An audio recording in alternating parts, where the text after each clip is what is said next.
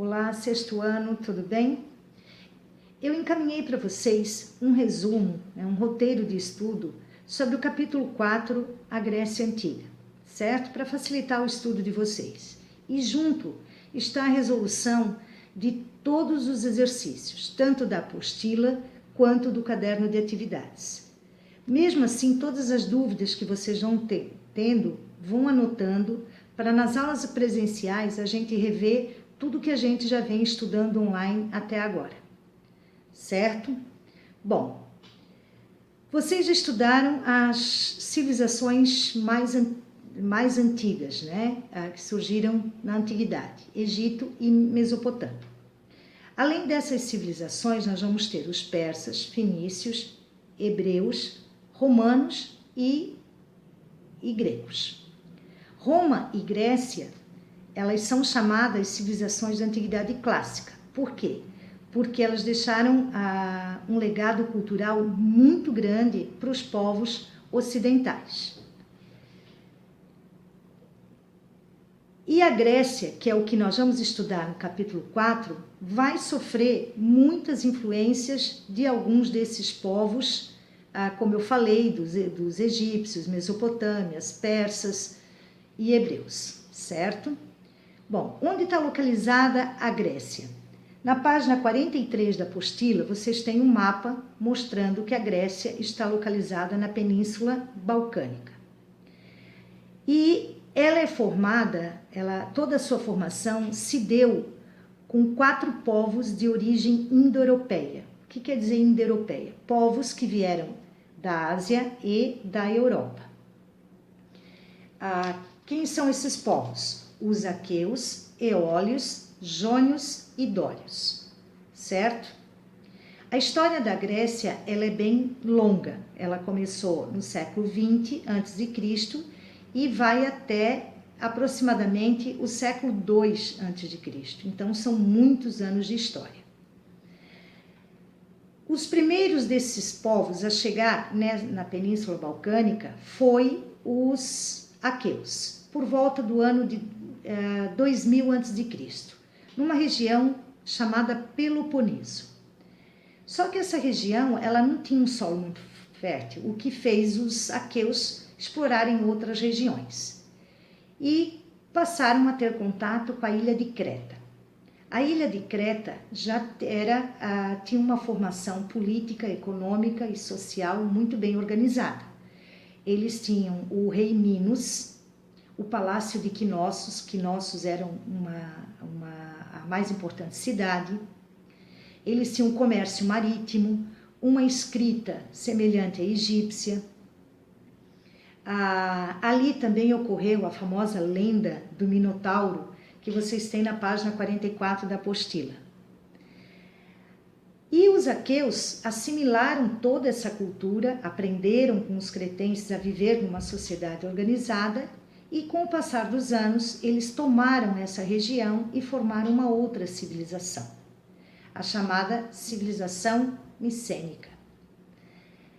Além de Creta, eles também expandiram os seus domínios para outras regiões, o que acabou provocando, por exemplo, uma guerra muito importante que a gente vai trabalhar nas aulas presenciais, que é a Guerra de Troia. 300 anos depois, só é que chegam os outros povos, os eólios e os jônios, que eram extremamente pacíficos, se integraram à região, passando a viver naquela região. Só que quando chega em 1200 a.C., chegam o quarto povo que eu falei, os dórios. Os dórios eram povos guerreiros. Eles destruíram a civilização micênica e obrigaram o povo a viver em gênos. Eram comunidades gentílicas que formaram tribos, que eles chamavam de frátrias, que depois fez surgir as primeiras cidades. Né? E Atenas tem uma característica, a Grécia ela tem uma característica, ela nunca se formou num estado único, ela foi dividida em cidades-estados. Vocês lembram quando a gente trabalhou esse conceito de cidades-estados? Cada cidade com o seu próprio governo. Bom, quais foram as duas principais cidades que surgiram na Grécia? Atenas e Esparta, certo? Vamos falar um pouquinho de Atenas. Atenas foi fundada pelos jônios e eólios. Ela produzia como principal agricultura, né, principal cultivo eram do vinho e o azeite, que eles comercializavam muito pelo mar Mediterrâneo. Haviam 4 classes dentro de Atenas, que eram os eupátridas, que eram os ricos, proprietários de terras, né? Os demiurgos, que eram pequenos proprietários de terras, comerciantes, artesãos, os metecos, que eram os escravos, os estrangeiros, e os escravos, que eram os que eles conquistavam por guerra ou por dívida, certo? E quanto ao governo, Atenas, em toda a sua história, ela viveu 4 formas de governo. Primeiro, Atenas era governada por rei, monarquia. Depois, oligarquia, foi quando o rei distribuiu terras a seus descendentes, formando governos oligárquicos, que eram os eupátridas, que tinham o poder. Depois, como os eupátridas não fizeram um governo muito popular, né, gerou uma certa crise. O Solon, que foi um legislador, criou leis para tentar amenizar essa crise, como acabou a escravidão por dívida, distribuiu a população por renda, e isso não agradou muito os eupátridas, o que fez surgir governos tiranos, autoritários em Atenas. Até que, em 508 a.C., Clístenes criou a democracia. O que é democracia? Demo significa povo, cracia, poder. Então, era dar aos cidadãos o poder das decisões que eram tomadas em Atenas. Mas para isso a gente vai ter que entender o conceito de cidadão em Atenas. Por quê? Em Atenas só era considerado cidadão os legítimos atenienses, filho de pai e mãe ateniense. Escravos, mulheres e estrangeiros não eram considerados cidadãos, diferente da democracia que nós temos hoje no Brasil, né? Onde todo mundo é considerado cidadão e todo mundo tem os mesmos direitos e deveres na sociedade. Então, essa é a diferença entre a democracia de Atenas e a democracia no Brasil, certo? Bom, e Esparta? Esparta já era uma sociedade totalmente diferente de Atenas. Primeiro, era uma sociedade militarizada. O que quer dizer isso? Os homens, eles se voltavam mais para a guerra. Tanto é que os meninos, a partir dos 7 anos, já se preparavam, começavam a se preparar para se tornar bons guerreiros, bons soldados. Como a maioria dos homens estavam envolvidos em guerra, quem é que governava?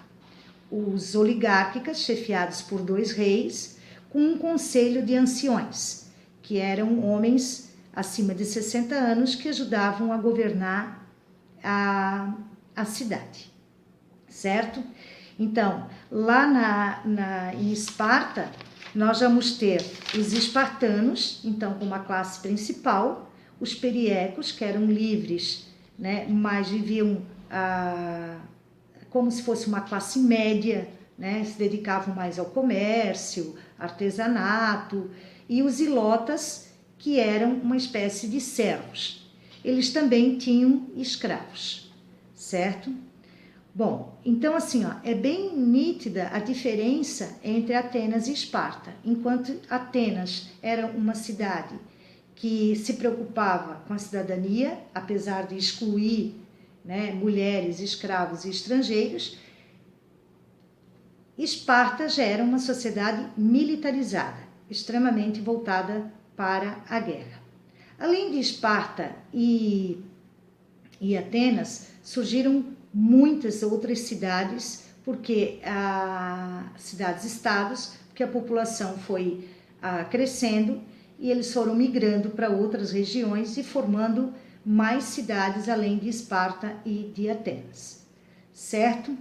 Bom, nos exercícios, quando vocês estiverem fazendo a correção ali, que eu mandei já, né, com todas as resoluções, vocês vão olhar que vai aparecer a guerra greco-pérsicas, que a gente vai chamar de guerras médicas, e a guerra do Peloponeso.